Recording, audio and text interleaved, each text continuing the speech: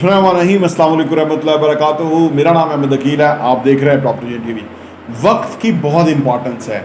Time management जो है वो आज के दौर के अंदर ही कहा जा रहा है कि टाइम मैनेजमेंट दरअसल लाइफ मैनेजमेंट है। और अगर आप टाइम मैनेज कर लें तो कम वक्त में ज़्यादा आउटकम दे सकते हैं। दुनिया में जो बड़े बड़े ग्रेट्स हुए ना, उन्होंने बहुत ज़बरदस्त तरीके से टाइम को मैनेज किया हुआ था। वो भी 60-70 साल जिए, लेकिन 60-70 साल जीते हुए लगता है कि वो कोई 200 साल जिए हैं। जितना उनका काम है, जितना उनकी परफॉर्मेंस है, जितना उनका नाम है, जितनी इज्जत और रिस्पेक्ट और सारा कुछ है। अच्छा, ये जो सारा कुछ है इसमें वक्त की बहुत अहमियत है। वही मैंने किया ना कि ये लोग थे, इन्होंने बहुत डिलीवर किया। जितनी आपकी डिलीवरी है या जितना आपकी कंट्रीब्यूशन है वो तारीख़ आपको उसमें याद रखती है। लोग मुखालफत में रहते हैं, हर वक्त रहते हैं। हज़रत इमाम हुसैन के मुखालफ देखें ना कौन थे, पूरे मुसलमान मुखालफ ही तो थे, लेकिन उनकी जो कंट्रीब्यूशन है वो बाद में दुनिया को पता लगी। तो इसी तरह अगर आप वक्त के हिसाब से देखें तो कुछ लोग कम जिए। हकीम सईद जो हैं वो 70-75 साल ही जिए, लेकिन उनका काम जो है, इतनी किताबें लिख गए, इतनी नई इंडस्ट्री खोल गए, हमदर्द, फिर तालीमी अदारे थे, शफा खाने थे, फिर वो पूरे दुनिया में जाते थे। पाकिस्तान भर में उनके मुख्तलिफ बड़े शहरों के अंदर उनके मतलब थे और उनके दफातर थे। ये 70-75 साल में उन्होंने कैसे किया, वो गवर्नर भी रहे। यानी उन्होंने वक्त को, उनके बारे में कहा जाता है उन्होंने टाइम बहुत अच्छा मैनेज किया हुआ था। लेकिन हर एक का अपन टाइम को मैनेज करने का अपना अपना तरीका है। लेकिन जो आज हम डिस्कस करेंगे ना, ये तरीका दुनिया के बहुत कामयाब लोग इस्तेमाल करते हैं और उससे वो फ़ायदा उठाते हैं। वो क्या है? वो ये है कि अगले दिन को बिफोर प्लान करना। प्लानर पे यानी कल के दिन को आज प्लान कर लेना कि कल क्या क्या एक्टिविटीज़ होंगी और उसमें क्या क्या आउटकम आएगी, इसके क्या फ़ायदे हैं और ये करना कितना फ्रूटफुल है, फ़ायदेमंद है। आइए डिस्कस करते हैं।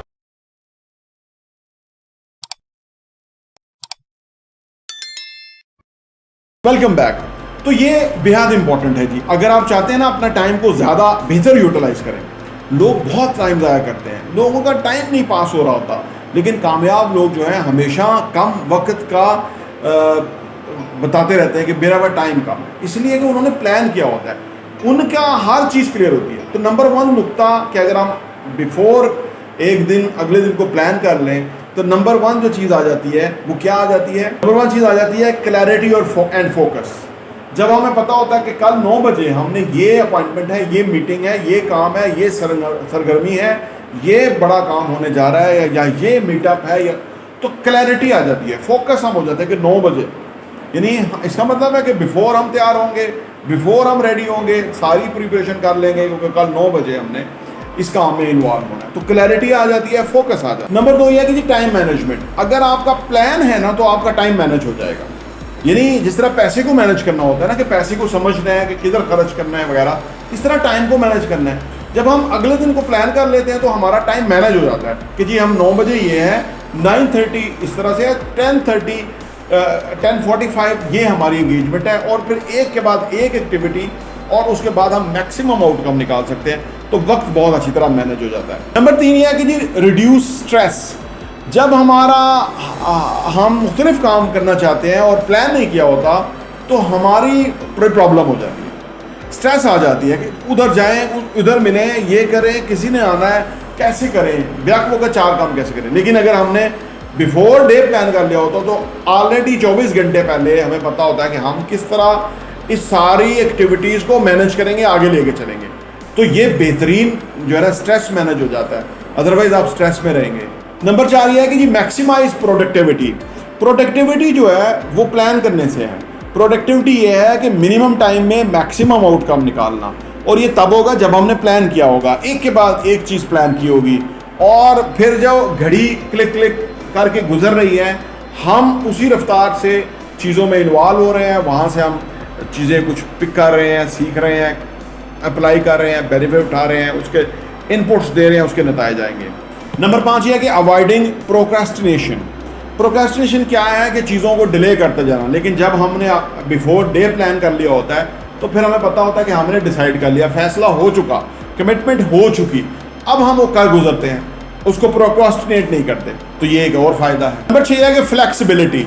अब हमें पता है कि हमने ये करना है तो हम फ्लेक्सिबल होते हैं चीज़ों के हवाले से कि भाई अगर आपको पता नहीं ना क्या होना, तो आप फ्लेक्सिबल नहीं होते, आप बेहतर चीज़ को भी ना कह देते हैं, और आप वक्त को जहाँ फ़ायदा होना है वहाँ से उठा के ऐसी जगह गुजार देते हैं जहाँ से फ़ायदा कोई नहीं। तो फ्लेक्सिबल होने से फ़ायदा ये होता है कि आपको बताओ कि मैं कल का दिन प्लान कर चुका हूँ, ये काम मैं आज निपटा सकता हूँ, सो दैट कल मैंने मैक्सिमम प्रोडक्टिविटी हासिल कर लेनी है।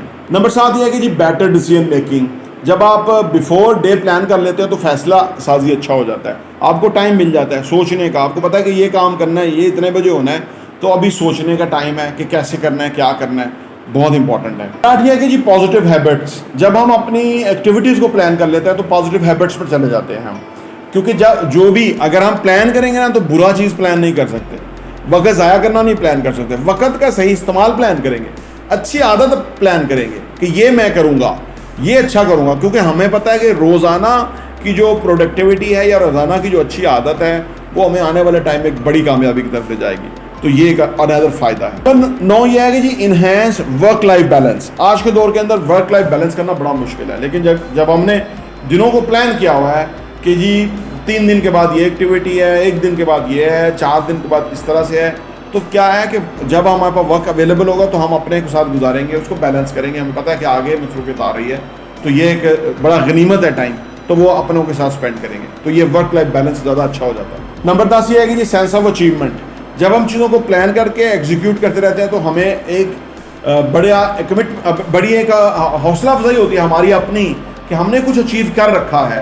यानी आज अगर फर्ज करो 25 तारीख है, 24 तारीख है, तो पिछले इतने दिनों में अगर महीना ख़त्म हुआ है तो हमने एक मैक्सिमम अचीवमेंट करी है, उसका हमें फ़ायदा है। नंबर 11 ये है कि जी बिफोर दिन को प्लान करने से ना मेंटल लोड जो है वो कम होता है, मिनिमम हो जाता है, तो जहन पे दबाव, वज़न, बहुत सारे पेंडिंग काम, इससे हम बच सकते हैं। नंबर 12 और आखिरी है कि जी लॉन्ग टर्म गोल। हम लॉन्ग टर्म गोल जो है उनको डिसाइड करके उसको अचीव करने की तरफ चले जाते हैं, उस पर फर्दर काम करने में कामयाब हो जाते हैं। अगर हम रोज़ाना दिन को बिफोर एक दिन प्लान कर लेते हैं तो वो बड़े गोल्स अचीव हो जाते हैं। ये कुछ फ़ायदे हैं बिफोर डे अगले दिन को प्लान करने का। आप करके देखें, आपकी आउटपुट में कई गुना इजाफा हो जाएगा। प्रॉपर्टी टीवी देखने का बहुत बहुत शुक्रिया।